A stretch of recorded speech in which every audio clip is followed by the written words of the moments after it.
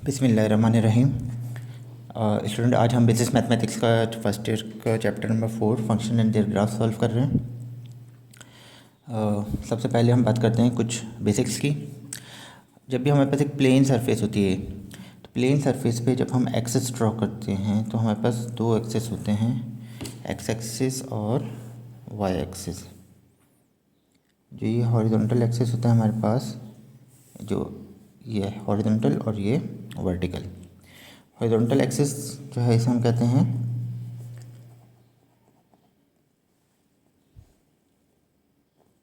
X axis, और जो vertical axis होता है ये वाई एक्सिस।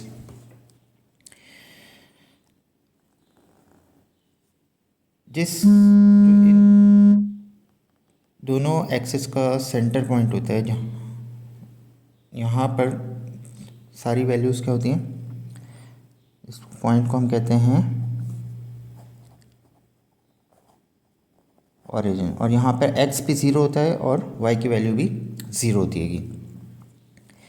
जब यहाँ से हम इस ज़ीरो पॉइंट से पीछे जाएंगे तो एक्स की माइनस वाली वैल्यूज़ शुरू हो जाती हैं, और जब इस ज़ीरो पॉइंट से आगे की तरफ चलते हैं तो एक्स की प्लस वैल्यूज़ आ जाती हैं इस लाइन पे। इस ज़ीरो पॉइंट से जब हम ओरिजिन से अपवर्ड की तरफ अगर हम जाएं तो वाई की प्लस वैल्यूज़ हमारे पास आ जाती हैं, और इस ज़ीरो पॉइंट से डाउनवर्ड आएँ तो वाई की नेगेटिव वैल्यूज़ हमारे पास आती हैं। अच्छा, अब जब हम इस पर कुछ भी वैल्यूज़ लेते हैं इस लाइन पर तो हमें स्केल सेलेक्ट करना पड़ता है। अब अगर मैं यहाँ से ज़ीरो से लेके यहाँ पे आगे बढ़ा तो ये आ गया 1, फिर मैं और आगे गया 2, 3, 4, 5। इस तरीके से अगर मैं ज़ीरो से पीछे की तरफ जाऊँ, -1, -2, -3, -4, और आगे जा सकते हैं। तो बस स्केल सेलेक्ट करने का मतलब क्या है कि जितना डिस्टेंस मैंने 0 से 1 तक का रखा है इतना ही 1 से 2 तक, 2 से 3 तक, 3 से 4 तक, 4 से 5 तक, 5 से 6, 7, और यही सेम डिस्टेंस -1, -2, -3, -4, -5। ऐसा नहीं कि 0 से 1 तक आपने 1 सेंटीमीटर ले लिया और फिर 1 से लेकर 2 तक आपने 2 सेंटीमीटर ले लिया, 2 से 3 तक आपने 5 सेंटीमीटर ले लिया। नहीं, सारी वैल्यूज़ का, हर दो वैल्यूज़ का, हर टू कंसेक्यूटिव वैल्यूज़ का जो डिस्टेंस है वो इक्वल होना चाहिए। ठीक है, इसी तरीके से वाई पे भी हमने करना है। अच्छा, वाई पे अगर यहाँ पे मैं ले रहा हूँ 1, 2, 3, 4, 5, 6, इसी तरीके से -5, जब माइनस पे आएंगे तो -1, -2, -3, -4, -5। तो वाई पे भी हमने सेम ये काम करना है कि डिस्टेंस 1 और 2 इसे कहते हैं टू कंसेक्यूटिव वैल्यूज़। तो टू कंसेक्यूटिव वैल्यूज़ यानी एक के बाद फ़ौरन जो अगली वैल्यू होगी, 1 और 3 की बात नहीं कर रहे हैं हम, 1 और 3 कंसेक्यूटिव नहीं है, 1 और 2 कंसेक्यूटिव हैं, 2 और 3 कंसेक्यूटिव वैल्यूज़ हैं। तो हर दो कंसेक्यूटिव वैल्यूज़ का जो डिस्टेंस है वो क्या करना है, हमने सेम रखना है पूरे वाई पे। पूरे वाई पे अगर मैं 1 सेंटीमीटर रख रहा हूँ तो ठीक है, और उसकी ज़रूरी नहीं कि अब मैं एक्स पे ही 1 सेंटीमीटर रखूँ। तो अगर एक्स पे मैं 2 सेंटीमीटर रख रहा हूँ 0 से 1, 1 से 2, तो फिर पूरे एक्स पे मुझे 2 रखना है और पूरे वाई पे मैं 1 रख रहा हूँ, तो ये हो सकता है। लेकिन एक्स पे वैल्यूज़ आगे पीछे नहीं, डिफरेंस नहीं ले सकते, और वाई पे भी हम जो है वो दो के दरमियान डिफरेंस जो एक में रखा है वही सारी वैल्यूज़ में रखना है। अच्छा, इसके बाद अब सपोज़ कर लेते हैं कि हमसे कहा जा रहा है कि एक पॉइंट इस पे हम लेते हैं, जैसे कि यहाँ पर एक पॉइंट हम ले रहे हैं इस ग्राफ पर, यहाँ हम एक पॉइंट प्लॉट कर रहे हैं। इस पॉइंट को जब हम प्लॉट करते हैं ग्राफ के ऊपर इस प्लेन सरफेस पे, तो इस पॉइंट को प्लॉट करने के लिए हमें दो वैल्यूज़ रिक्वायर्ड होती हैं हमेशा। एक पॉइंट जो है वो हमेशा दो वैल्यूज़ पे बन जाएगा। ठीक है, एक तो पहली वैल्यू जो होगी वो इसकी हम देखेंगे कि एक्स पर ये पॉइंट कहाँ आ रहा है, एक्स एक्सिस पे। तो जब एक्स पे जब हम देख रहे हैं तो ये पॉइंट 4 पर लाई कर रहेगा, तो हमेशा जब हम किसी भी पॉइंट की वैल्यूज़ लिखते हैं तो पहले हमेशा x की वैल्यू लिखी जाएगी, ठीक है। फिर बीच में कॉमा लगाते हैं और अब इस पॉइंट को देखते हैं कि ये y पे कहाँ आ रहा है। तो जब y पे देखते हैं तो यहाँ पर ये 5 पर ये पॉइंट हमारा लाई कर रहा है, ठीक है। तो ये एक पॉइंट प्लॉट करने के लिए मुझे दो वैल्यूज़ चाहिए होती हैं, 4 यानी एक x की वैल्यू और 5 यानी एक y की वैल्यू। और रूल क्या होगा, पहले हमेशा x की वैल्यू लिखी जाएगी और फिर y की वैल्यू ली जाएगी, ठीक है। तो अगर एग्ज़ाम में आए कि भाई एक पॉइंट आपने ग्राफ पे प्लॉट करना है, सपोज़ -3 और 2, तो इस पॉइंट को जब आप ग्राफ पे प्लॉट करेंगे तो आपको पता होना चाहिए कि पहले x -3 किसको रिप्रेजेंट कर रहा है, x की वैल्यू को, और 2 y की वैल्यू को। तो अब आपने देखना है कि ये -3x पे कहाँ लाई कर रहा है। तो ये नज़र आ रहा है कि यहाँ पर -3 लाई कर रहा है। तो अब आपने यहाँ से x पे तो आप आ गए -3, अब आपने y की तरफ जाना है। तो y पे कहाँ, या तो अगर नेगेटिव होता है तो नीचे की तरफ देखते हैं, पॉजिटिव वैल्यू है तो ऊपर की तरफ देखेंगे। तो y की वैल्यू कितनी है, 2। तो अब -3 से आप ऊपर की तरफ जब जाएंगे तो जहाँ पे आपको y का 2 नज़र आए वहाँ पे आपने क्या कर देना है, एक डॉट लगा देना है, एक पॉइंट लगा देना है। तो ये पॉइंट हमने प्लॉट कर दिया। तो इस तरीके से हम ग्राफ पे पॉइंट प्लॉट करते हैं। और इस पॉइंट की जो वैल्यू आएगी, इसमें पहले हम x की वैल्यू लिखेंगे -3 और फिर y की वैल्यू लिखेंगे 2। अगर पहले y की वैल्यू लिखती 2 और फिर बाद में -3 तो ये गलत हो जाएगा। हमेशा रूल में पहले x की वैल्यू, x एक्सिस की वैल्यू लिखी जाएगी, फिर y एक्सिस की वैल्यू लिखी जाएगी। अच्छा, तो इस तरीके से हम ग्राफ पे पॉइंट प्लॉट करते हैं। तो अब ये जो मुझे प्लेन सरफेस या एक्सेस नज़र आ रहे हैं, एक्स और वाई एक्सेस के, इसके जो 4 पोर्शन मुझे नज़र आ रहे हैं, ये 4 पोर्शन जो मुझे नज़र आ रहे हैं, इनको क्या कहते हैं? तो इनको हम कहते हैं क्वाड्रेंट, QUADRANT क्वाड्रेंट। तो ये जो वाला पोर्शन है इसको हम हमेशा क्या कहते हैं, फर्स्ट क्वाड्रेंट। ये वाला पोर्शन जो है ये हमारा कहलाता है सेकंड क्वाड्रेंट। ये वाला पोर्शन ये कहलाता है थर्ड क्वाड्रेंट और ये वाला पोर्शन हमारा कहलाता है फोर्थ क्वाड्रेंट। तो अब अगर इस फर्स्ट क्वाड्रेंट को गौर से देखें तो आप देखें कि ये फर्स्ट क्वाड्रेंट है। तो ये जो फर्स्ट क्वाड्रेंट है इस पे x यहाँ पे जो वैल्यू आ रही है वो किस में आ रही है, प्लस में, और जो y की वैल्यू आ रही है वो भी प्लस में आ रही है। तो फर्स्ट क्वाड्रेंट में हमेशा x और y दोनों की वैल्यू प्लस होती है, जैसे यहाँ पे 4 और 5 दोनों प्लस में है, ठीक है। और पहले हमेशा वही x की वैल्यू देखी जाएगी और फिर y की वैल्यू। अच्छा, जब हम बात करते हैं दूसरे क्वाड्रेंट, अच्छा इसका भी सीक्वेंस है, ये फर्स्ट हमेशा यही होगा, सेकंड थर्ड फोर्थ, इसको इसी सीक्वेंस में हम चलाते हैं। ऐसा नहीं कि फर्स्ट सेकंड थर्ड फोर्थ, अपने ये गलत हो जाएगा। ये फर्स्ट है हमेशा, ये सेकंड, ये थर्ड और ये फोर्थ, इसी सीक्वेंस में इसको हम लेते हैं, ठीक है। अब जब हम बात कर रहे हैं सेकेंड क्वाड्रेंट की, तो यहाँ पर जब हम देखते हैं तो एक्स में जो वैल्यू आ रही है हमारी वो माइनस में आ रही है और जो वाई की जो वैल्यू आ रही है वो प्लस में आती है। यहाँ से यहाँ पे एग्जांपल -3 एक्स की वैल्यू माइनस में आ रही थी और वाई की वैल्यू प्लस में आ रही थी 2। जब हम बात करते हैं थर्ड क्वाड्रेंट की, तो थर्ड क्वाड्रेंट में हम देख रहे हैं कि एक्स भी हमारा माइनस है और वाई भी हमारा माइनस है। तो इसमें एक्स भी माइनस हो गया और वाई भी माइनस हो जाएगा। अच्छा, फोर्थ क्वाड्रेंट की जब बात करते हैं तो फोर्थ क्वाड्रेंट में पहले हमेशा x की वैल्यू देखनी है, तो x की वैल्यू तो प्लस है और y की वैल्यू माइनस, ठीक है। ये हो गया फोर्थ क्वाड्रेंट। अब ये जो ओरिजिन पॉइंट था यहाँ पर हमने कहा x भी 0 होता है और y भी 0 होता है, यहाँ से दोनों स्टार्ट होते हैं। अब इस प्लेन सरफेस पर ये जो हमने पॉइंट्स प्लॉट करे दो, एक ये पॉइंट और एक ये पॉइंट, इन दो पॉइंट्स को हम नाम दे देते हैं। सपोज कर लेते हैं इसको हम पॉइंट ए कह रहे हैं और इसको हम पॉइंट बी कह रहे हैं।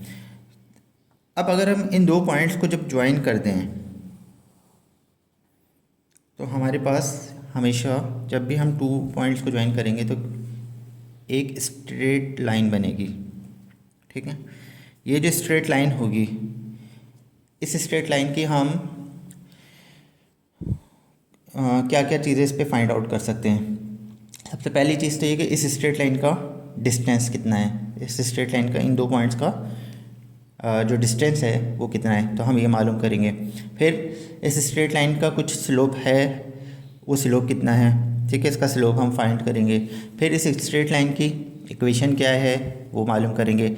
अच्छा, इसके बाद इस स्ट्रेट लाइन का मिड पॉइंट भी हम मालूम कर सकते हैं, लेकिन वो इस वक्त हमारे कोर्स में नहीं है, तो मिड पॉइंट अभी हम नहीं करें, लेकिन हम करते हैं जब आप आगे की क्लासेस पे आएंगे तो वहाँ पे आप इसका मिड पॉइंट भी मालूम करेंगे। तो अब ये जो कोई भी एक पॉइंट आपने प्लॉट कर लिया, तो सबसे पहली चीज़ ध्यान में रखनी कि उस एक पॉइंट की कोई एक वैल्यू नहीं होगी, हमेशा दो वैल्यू होंगी, एक x की वैल्यू और एक y की वैल्यू, एक x की वैल्यू और एक y की वैल्यू। अब यहाँ पर मैंने दो पॉइंट जब प्लॉट करे तो मेरे पास इसमें भी एक x की वैल्यू है और एक y की वैल्यू, और यहाँ भी एक x की वैल्यू है और एक y की वैल्यू। तो अब x की दो वैल्यूज़ हो गई हैं और y की भी दो वैल्यूज़ हो गई। तो अब क्या करें, इनको हम क्लासीफाई करने के लिए नंबर दे देते हैं। इसको हम x1 कर देते हैं और इसको x2 कर देते हैं। ये बिल्कुल नीचे बेस पे लगाना है, ऊपर लगेगा तो ये पावर बन जाएगी, पावर नहीं है ये, इसको नंबर है कि ये दूसरी वैल्यू है, तो इसलिए इसको बेस पे लिखा जाएगा। इस तरीके से ये y की पहली वैल्यू हो गई और ये y की दूसरी वैल्यू हो गई। तो ये x1 y1 x2 y2 ये दो पॉइंट्स हमारे पास आ गए, ठीक है। अब इन पॉइंट्स को वैल्यूज़ को कहते क्या हैं, तो अगर जैसे एक पॉइंट हमने यहाँ पे लिखा 3 - 2, इन दोनों पॉइंट्स को हम कहते हैं, अगर हम एक कह दिए कि ये क्या है, तो इस इन वैल्यूज़ को हम कहेंगे कि ये x के कोऑर्डिनेट्स हैं, कोऑर्डिनेट ऑफ x, ठीक है। कोऑर्डिनेट ऑफ x का मतलब क्या है कि कोऑर्डिनेट ऑफ पॉइंट x नहीं, कोऑर्डिनेट ऑफ पॉइंट, ठीक है। ये इस पॉइंट के कोऑर्डिनेट्स हैं, यानी जो वैल्यूज़ हैं इन वैल्यूज़ को हम क्या कह रहे हैं, कोऑर्डिनेट। जब दोनों को कंबाइन पढ़ते हैं, x और y को मिलाकर पढ़ते हैं, तो इसको हम क्या कहते हैं, कोऑर्डिनेट। कोऑर्डिनेट ऑफ पॉइंट, अगर इसका नाम a है तो कोऑर्डिनेट ऑफ पॉइंट a, ठीक है। अब अगर सिर्फ अलग अलग इनका क्या नाम है, अगर अलग अलग नाम पूछेंगे तो मिलाकर कंबाइन नेम तो इनका कोऑर्डिनेट हो गया, तो और अलग अलग नाम जो है सिर्फ अगर x की वैल्यू जो है इसको क्या कहते हैं, तो इसको कहते हैं एब्सीसा, ABCESSA, एब्सीसा। और जो y की वैल्यू होती है, सिर्फ इसका नाम क्या होता है, इसका नाम होता है ऑर्डिनेट, ठीक है। सिर्फ y की वैल्यू को ऑर्डिनेट कहेंगे। अगर गिवन ए क्वेश्चन में the ordinate of point A is 3, तो इसका मतलब क्या होगा कि ये पॉइंट A की y वैल्यू है। अगर लिखा होगा the abscissa of point A is 11, तो इसका मतलब ये होगा कि ये उस पॉइंट की x वैल्यू है, ठीक है। और अगर लिखा होगा the coordinate of the point A is 3 - 2, तो अब इसका मतलब ये कि कोई कोऑर्डिनेट की बात कर दिएगी तो दोनों पॉइंट इसमें बता दिए, x की वैल्यू भी बता दी और y की वैल्यू भी बता दी, ठीक है। ये क्लियर हो गया होगा। एब्सिसा, x की वैल्यू को एब्सिसा कहते हैं, y की वैल्यू को ऑर्डिनेट कहते हैं, और दोनों को जब मिलाकर पढ़ते हैं तो कोऑर्डिनेट कहते हैं। तो अब यहाँ तक क्लियर है। अब हम आगे देखते हैं कि ये जो दो पॉइंट हमने ज्वाइन करे, हमें अभी करना क्या है कि इन दो पॉइंट्स का डिस्टेंस मालूम करना है, इस लाइन का, लाइन AB का डिस्टेंस मालूम करना है और इस लाइन का स्लोप मालूम करना है। तो अब पहले तो मैं डिस्टेंस सॉल्व कर पाता हूँ और फिर मैं उसके बाद स्लोप बताता हूँ कि स्लोप होता क्या है, उसकी डेफिनेशन क्या है और उसको कैसे मालूम करेंगे, और फिर इसके बाद इस लाइन की इक्वेशन हम कैलकुलेट करेंगे। और एक चीज़ और मैंने जो बताई वो ये कि ये जो जब भी स्ट्रेट लाइन बनती है हमेशा इसकी जब हम इक्वेशन मालूम करते हैं तो वो स्ट्रेट लाइन की इक्वेशन हमेशा लीनियर इक्वेशन होगी, ठीक है। ये लीनियर क्यों होगी और लीनियर इक्वेशन होती क्या है वो भी आगे चल के हम पढ़ेंगे, क्या फ़र्क होता है लीनियर इक्वेशन में और क्वाड्रेटिक इक्वेशन में। तो अभी हम ये जो 2 पॉइंट्स हमने लिए थे यहाँ पर, पहला पॉइंट हमने ए कर दिया है और दूसरा पॉइंट हमने बी कर दिया है। इसमें ए की वैल्यू -3 और 2 है और बी की वैल्यू 4 और 5 है, -3, 2, 4 और 5। तो अब इसका अगर हम डिस्टेंस मालूम कर रहे हैं इन्हीं 2 पॉइंट्स पे, तो कैसे मालूम करेंगे, ठीक है। तो यहाँ पे हमारे पास गिवन है 2 points,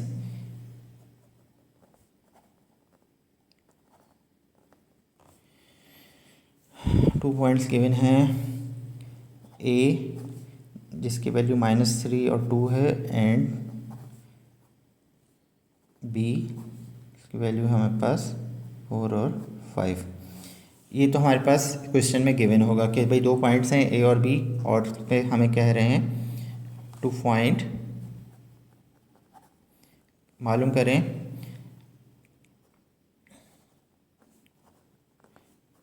the distance of line A B. ये जो ए बी एक लाइन इन 2 पॉइंट्स को ज्वाइन करने से बनेगी, उस लाइन का डिस्टेंस मालूम करें, ये पहले पार्ट में। और दूसरे पार्ट में हमसे अगर पूछा जा रहा है कि स्लोप ऑफ द लाइन मालूम करें। तो ये 2 चीज़ें अभी हम कैलकुलेट कर रहे हैं और फिर इसके आगे अगले पार्ट में जो है वो हम इसकी इक्वेशन कैलकुलेट करेंगे। इक्वेशन को कैलकुलेट करने के हमारे पास डिफरेंट तरीके हैं, तो उसको सेपरेटली करेंगे, लेकिन इसमें अभी हम डिस्टेंस और स्लोप कैलकुलेट कर रहे हैं। तो सबसे पहले हम इस लाइन का डिस्टेंस मालूम करते हैं, इसको सॉल्व करते हैं। तो हम अभी डिस्टेंस मालूम कर रहे हैं, पहला पार्ट, ठीक है। डिस्टेंस मालूम करने के लिए जो हमारे पास फार्मूला है उसके लिए हम लिखेंगे by using distance formula.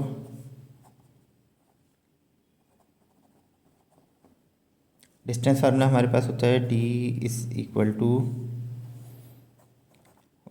- y1 का whole square plus x2 - x1 का whole square to the whole root. Whole root जब हम लगाते हैं तो छोटा रूट नहीं लगाना, पूरा एंड तक लेकर जाना है, तो कि ये वैल्यू भी रूट के अंदर है और ये वैल्यू भी रूट के अंदर है। अच्छा, अब इस फार्मूले के अंदर एक बात और देख लें कि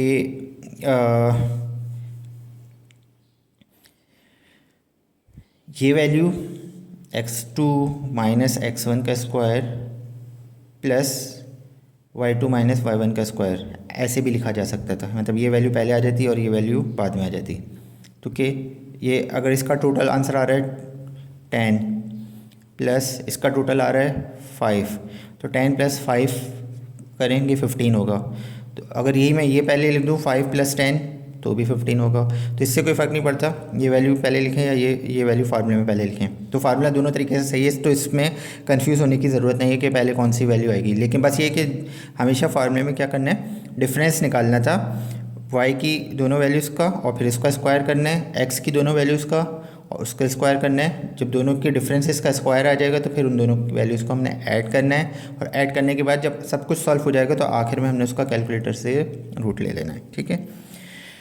अब यहाँ पर हेयर x1 और y1 इनकी वैल्यूज़ क्या हैं वो बताएंगे, x2 और y2 इनकी वैल्यूज़ हमने बतानी है। तो ये जो पहला पॉइंट था हमारा a, तो हमने कहा कि इसकी एक पहली वैल्यू जो थी, अच्छा स्टूडेंट गलती अक्सर यहाँ पे करते हैं, वो इसको कर देते हैं x1 x2 y1 y2, जो कि सवाल पूरा गलत हो जाता है, ठीक है, 1 नंबर भी नहीं मिलेगा। तो कि एक पॉइंट में हमेशा एक वैल्यू x की होगी और एक वैल्यू y की होगी, तो इसको x1 x2 y1 y2 नहीं कर सकते। ये x है, ये y की वैल्यू है, ये x की वैल्यू, ये y की वैल्यू। तो फ़ौरन जैसे ही आप क्वेश्चन देखें तो क्वेश्चन पे पेंसिल से लिख लें ताकि बाद में कन्फ्यूजन गलती ना हो। तो इसके ऊपर छोटा छोटा पेंसिल से लिख लें x1 y1 x2 y2 ताकि आसानी हो जाए, ठीक है। मैंने अक्सर देखा है कि स्टूडेंट इसमें जब भी सॉल्व करते हैं x1 x2 y1 y2 कर देते हैं और गलत हो जाता है सवाल। तो अब x1 और y1 की वैल्यू -3 और 2 आ गई, तो x1 की यहाँ पे हम बता रहे हैं कि वैल्यू -3 है और y1 की वैल्यू 2 है, x2 की वैल्यू 4 है और y2 की वैल्यू 5 है। ठीक है, इन वैल्यूज़ के इस फार्मूले में पुट करेंगे और ये जो डिस्टेंस मालूम कर रहे हैं हम लाइन ए बी का डिस्टेंस मालूम कर रहे हैं, इस फार्मूले में वैल्यूज़ पुट कर देते हैं। y2 minus y1, y2 means 5 minus 2 का स्क्वायर हो जाएगा, बीच में प्लस फार्मूले का आ जाएगा। x2 माइनस x1 का स्क्वायर, तो x2 की वैल्यू 4, x2 की वैल्यू आ गई 4, ये माइनस फार्मूले का आ गया। अब x1 की जो वैल्यू है वो -3 है, तो इसमें भी माइनस है। तो ये सिंपल सी बात है कि एक फार्मूले में माइनस है और फिर आगे वाली वैल्यू भी अगर माइनस में है, तो इसको दो तरीके, अगर मैं यहाँ पे ब्रैकेट लगा के -3 और फिर स्क्वायर करूँगा, एक स्टेप मेरा और बढ़ जाएगा। तो सिंपल डायरेक्ट जब होता है कि जब अगर फार्मूले में माइनस है और वैल्यू में भी आगे वाली वैल्यू में माइनस है, तो ये प्लस हो जाएगा, माइनस माइनस प्लस और ये 3 और इसका स्क्वायर हो जाएगा।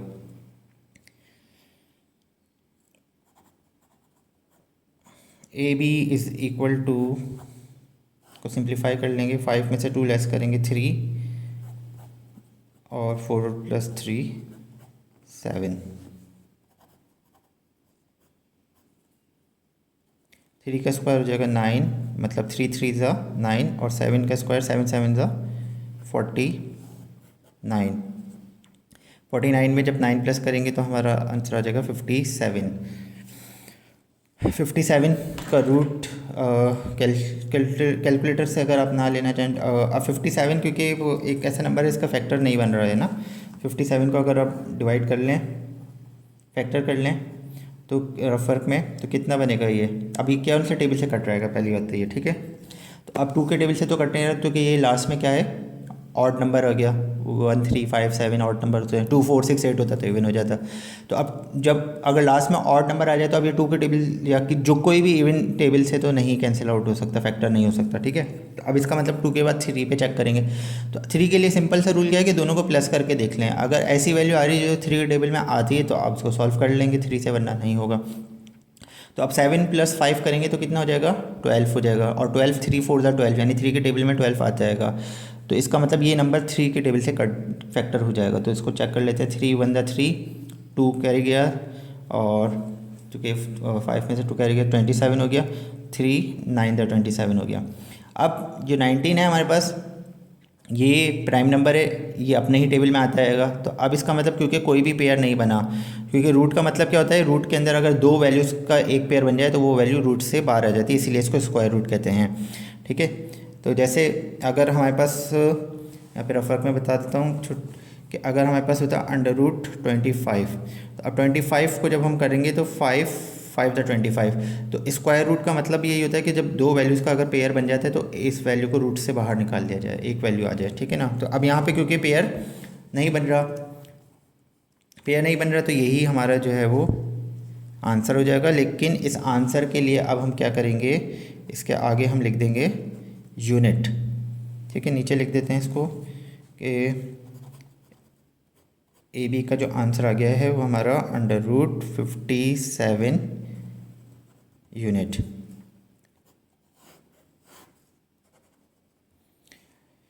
यहाँ पर यूनिट क्यों लिखा मैंने, यूनिट इसलिए लिखा कि यूनिट का होना बहुत ज़रूरी है। अगर कोई भी चीज़ विदाउट यूनिट होगी तो हम उसको मेजर नहीं कर सकते। ठीक है, किसी भी चीज़ को मेजर करने के लिए यूनिट का होना ज़रूरी है। लेट सपोज कि टाइम है, अगर टाइम के लिए unit now, minute, second, hours, days, months, year, ये सब क्या है, यूनिट ऑफ टाइम है। अगर मिनट नहीं है और मैं आपसे टाइम पूछूंगी जी टाइम क्या हो रहा है, तो आप मुझे कैसे एक्सप्लेन करोगे कि क्या टाइम हो रहा है। ठीक है, तो क्या आपको यूनिट ही नहीं पता, ना मिनट है, ना सेकंड है, ना hours, day, month, day, year, ये सब आपको टाइम के अगर यूनिट नहीं पता, आपसे कोई टाइम पूछे तो आप उसे टाइम कैसे बता सकते हो, नहीं बता सकते। तो यूनिट होना ज़रूरी है। इसी तरीके से क्योंकि इस लाइन का एक डिस्टेंस है, तो इस डिस्टेंस में या तो ये 1 सेंटीमीटर का डिस्टेंस है, या 1 मिलीमीटर का डिफरेंस है, या 1 मीटर का डिस्टेंस है, 1 किलोमीटर है, माइल है। तो ये डिस्टेंस अगर तो क्वेश्चन में हमें गिवन होता कि भाई this distance is measured in kilometre या मीटर, तो फिर वो अगर क्वेश्चन में कहा जाता तो यहाँ पर हम किलोमीटर या मीटर जो भी यूनिट गिवन होता है वो लिखते हैं, यूनिट नहीं लिखते हैं। लेकिन अब क्योंकि हमें नहीं पता है कि ये लाइन मीटर में है या किलोमीटर में, तो इसलिए हम इसके आगे क्या लिख देंगे, यूनिट लिख देंगे। ठीक है, बहुत सही, हर चीज़ के लिए यूनिट का होना ज़रूरी है। आप कोई दूध परचेज़ करने जा रहे हो, आप कोई गोश्त की दुकान पे, एक सब्ज़ी की दुकान पे, कहीं भी आप कुछ परचेज़ करने जाते हो, तो आपने उसको जो है वो हमेशा क्या बतानी होती है, क्वांटिटी। क्वांटिटी बताने के लिए क्या चाहिए होता है, यूनिट चाहिए होता है। अब अगर आपको नहीं पता कि जी दूध लीटर में मेजर कर रहे हैं तो या किलो में आप उसको मेजर कर रहे हैं, अब आप वहाँ पे जाके कैसे कहोगे कि जी मुझे कितना जो है वो दूध चाहिए या मुझे कितना गोश्त चाहिए, अगर आपको किलो नहीं पता कि जी गोश्त किलो में मेजर किया जा रहा है क्या। ठीक है, तो आपने बताना होगा वहाँ पे 2 kg या 1 kg, तो यूनिट का होना ज़रूरी है। किसी भी चीज़ का मेजरमेंट के लिए यूनिट का होना ज़रूरी है। अगर यूनिट नहीं होगा तो हम किसी चीज़ को मेजर नहीं कर सकते। तो इसलिए यहाँ पर इस लाइन का भी डेफिनेटली कोई ना कोई यूनिट है, लेकिन वो नहीं गिवन, तो इसलिए हम यहाँ पे सिर्फ सिंपल यूनिट लिख देंगे।